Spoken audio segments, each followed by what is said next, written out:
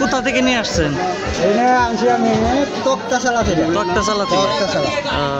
আপনার বাসা কি আশেপাশে? দেওয়ার বাজার। হ্যালো বন্ধুরা, আশা করি সবাই অনেক ভালো আছেন। আজকে আমি আপনাদের সম্মুখে নিয়ে এসেছি ধামরাইয়ের ধানতলা হাট এবং সেই হাটের ইতিকথা।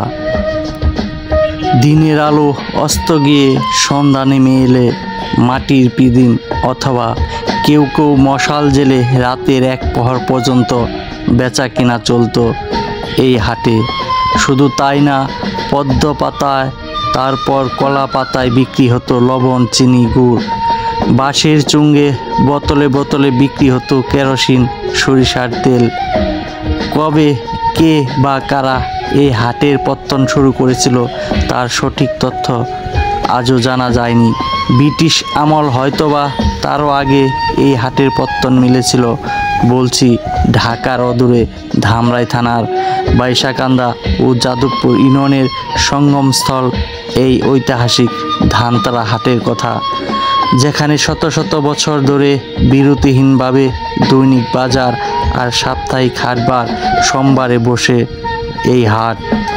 এই হাট শুধু হাট নয়, কয়েক থানার মানুষের সাপ্তাহিক এক মিলন মেলায় পরিণত হয়েছে এই ধানতলায়, যা আজও চলমান। গৃহস্থালীর নিত্য প্রয়োজনীয় দ্রব্যাদির বেচা কিনা চলে এই হাটে। ধান, পাট, গম, সরিষা, চাল, ডাল সহ নানা প্রয়োজনীয় দ্রব্যের বেদম ধুমছে বেচা কিনা চলে এই হাটে। শীত কিংবা গরম, রোদ, বৃষ্টি, ঝড় সব কিছু উপেক্ষা করে নিয়মিত বসে এই হাট। চাচা আসসালামু আলাইকুম। ওয়ালাইকুম সালাম। ভালো আছেন? আলহামদুলিল্লাহ। আপনার হাতে দেখতে পাচ্ছি একটা লাঙ্গল। লাঙ্গল কি আপনি তৈরি করেছেন? আমি নিজেই তৈরি করি। নিজেই বানান? সাথে দেখতেছি মই। সব বানাই। আপনি নিজেই বানান? আচ্ছা, এখন কি লাঙ্গল চলে? এই যে লাঙ্গল আপাতত এই কার্তিক মাস আসছে না, এই সিজনে চলে। কার্তিক মাসে চলে। এখন তার লাঙ্গল দিয়ে হাল পায় না। হাল ভাড়া এটা দিয়ে আলু পেঁয়াজ বনে। আলু পেঁয়াজ বনে। আলু বনে, পেঁয়াজ বনে, রসুন বনে। আচ্ছা, একটু উঁচা করেন দেখি লাঙ্গলটা। আলু বনে।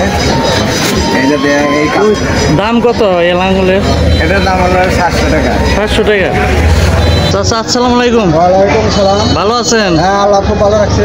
এই পাটিগুলো তো আপনি নিয়ে আসছেন বিক্রি করার উদ্দেশ্যে? পাইকারি বেশি। ও, পাইকারি বেচেন? পাইকারি বেশি বুঝছেন। হ্যাঁ। ভালোটা 300 আর নিচ আছে 200 বুঝছেন। আবার 100, 100 এবার এই পাটি এটা কিসের পাতা? খেজুর পাতা। খেজুর পাতা? খেজুর পাতা। এটা কি আপনার বাসায় তৈরি করেন নাকি? হ্যাঁ, এটা আবার কিনে আনতে হয়। কিনে আনতে হয়? কিনে আনতে হয়। এই পাটিটার দাম কত? এটা পড়বো 350 টাকা। 350 টাকা? 350 টাকা। 350 টাকায় পাটিটা দাম। খুবই সুন্দর। বাসস্থানে নির্মাণাধীন সহ খাদ্য, বস্ত্র, চিকিৎসা, শিক্ষার সমস্ত উপাদান পাওয়া যায় এই হাটে। এই হাটগুলোই ছিল আগেকার দিনের স্থানীয় লোকসহ আশেপাশে কয়েকটা থানার লোকের বা কয়েকটা জেলার লোকের পারিবারিক অর্থনৈতিক চাহিদা মেটানোর দরকারি মূল্যবান কেন্দ্রস্থল, যা আজও রীতি অনুযায়ী চলমান রয়েছে। বংশ থেকে বংশানুক্রমিকভাবে ব্যবসায়ী হয়ে উঠেছে কেউ কেউ, আবার কেউ কেউ বাবার কাছ থেকে, দাদার কাছ থেকে, কেউ বা সংসারের চাকা ঘোরাতে কিংবা ভাগ্যের চাকা ঘোরাতে নতুন করে বেছে নিয়েছে এই ব্যবসাগুলো। তবে বেশিরভাগই পুরাতন ব্যবসায়ীগুলোকেই এই ব্যবসা করতে দেখা যায় নিয়মিত। বেশিরভাগ দোকানের পজিশনগুলোই চলে আসছে সেই ব্রিটিশ আমল থেকে, যেখানে এই ব্যবসায়ীগণ ধারাবাহিকভাবে সপ্তাহের প্রতিদিন বসে নির্ধারিত স্থানে।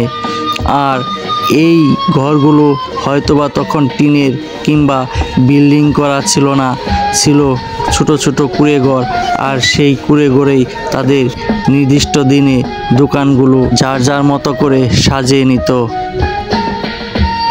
বংশাই নদীর তীরে বসা এই ধানতলা হাটে একটা সময় সারি সারি পাল তোলা গুণ টানা নৌকা সহ বড় বড় ইঞ্জিন চালিত স্টিমার ভিড় জমাতো হাটের আগের দিন বিকেলবেলা থেকেই। সেই স্টিমার নৌকা থেকে রান্নার গান ভেসে আসতো, তেলে ডুবা ইলিশ মাছ ভাজার গ্রানে মৌ মৌ করত আর গন্ধ ভেসে বেড়াতো সারা হাট জুড়ে। পাট বেচা কেনার জন্য এতটাই বিখ্যাত ছিল এই হাট যে আগের দিন থেকেই পাট নিয়ে বিভিন্ন এলাকা থেকে কৃষকরা তাদের পাট নিয়ে বেচার জন্য বসে থাকতো।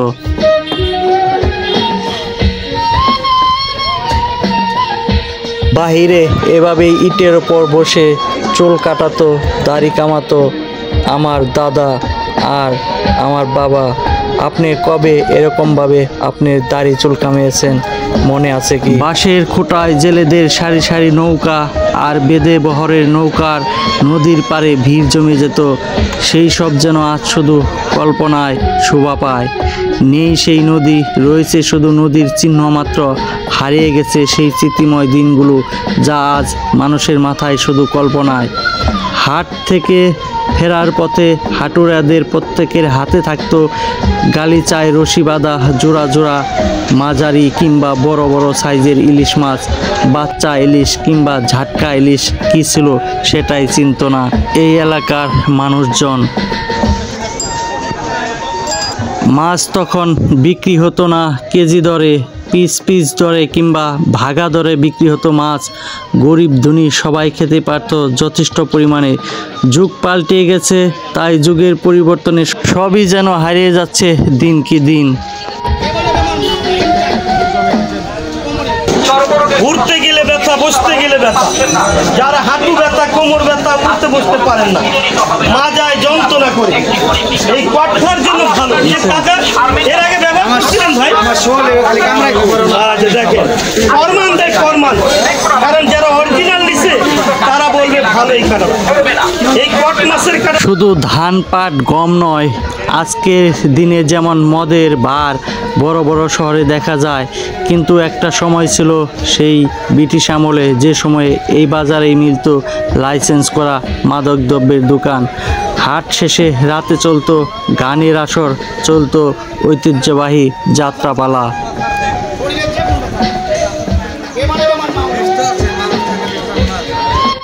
নতুনের ভিড়ে পুরাতন অনেক কিছুই হারিয়ে যাচ্ছে কালে কালে। আজও এই হাটে চলে সপ্তাহের পর সপ্তাহ ধরে। পুরাতন অনেক কিছুই হারিয়ে গেছে, আবার এসেছে নতুন সংযোজন। এভাবেই কালে ক্রমে অনেক কিছু হারিয়ে ইতিহাস ঐতিহ্যে বুকে ধারণ করে আজও সগৌরবে দাঁড়িয়ে আছে এই ধানতারা হাট। পুরাতনকে হারিয়ে এসেছে নতুন কিছু, দাঁড়িয়েছে এখানে সেই ছনের ঘর থেকে টিনের ঘর, টিনের ঘর থেকে বিল্ডিং, দালান কোঠা।